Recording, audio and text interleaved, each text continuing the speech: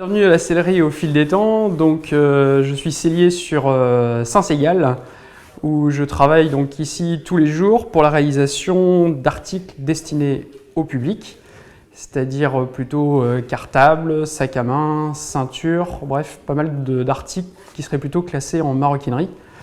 Mais je suis pour ma part sellier harnacheur de formation. Le sellier harnacheur était l'artisan qui faisait l'ensemble des équipements pour les chevaux, mais également du cavalier.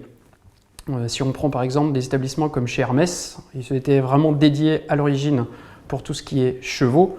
Ils ont ensuite dévié vers tout ce qui était bagagerie et enfin de la maroquinerie, mais toujours fait selon les techniques du sellier harnacheur. Un article réalisé par un sellier harnacheur, on va toujours avoir ce qui est le plus caractéristique, c'est-à-dire le point sellier, une couture faite à la main et qui donne un point incliné et qui est vraiment la signature même du sellier harnacheur. Un article réalisé à la main sera toujours beaucoup plus solide. Tout le monde a eu la mauvaise expérience d'avoir un point cassé et tiré dessus et avoir toute la couture se défaire.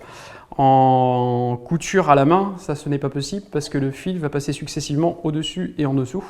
Et donc si on a un point qui casse, on aura juste 2-3 points qui vont lâcher, ça sera tout. Un peu comme les anciens cartables que l'on avait avant, qu'on a réparé pendant 10-15 ans, avec lesquels on a fait toute notre scolarité, et parce qu'on avait juste les coins qui cassaient, mais pas toute la couture qui se défaisait. Je vais utiliser quasiment que ce qu'on appelle du cuir végétal, donc c'est du cuir de céleri qui va faire 3-4 mm d'épaisseur. C'est du cuir de vache qui est fait en tannage végétal, c'est-à-dire pas de produits chimiques ou choses comme ça, c'est uniquement de l'écorce de chêne qui permet de tanner le bois. C'est les tanins du bois qui viennent tanner le cuir en fait. La majeure partie des outils sont des outils à la main. Donc le plus caractéristique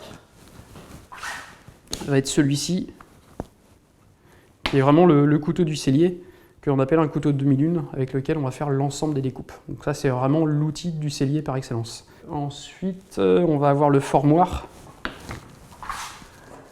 Ça, qui est un objet en bois qui va permettre, de par un frottement sur le cuir, venir faire un trait sur le bord du cuir.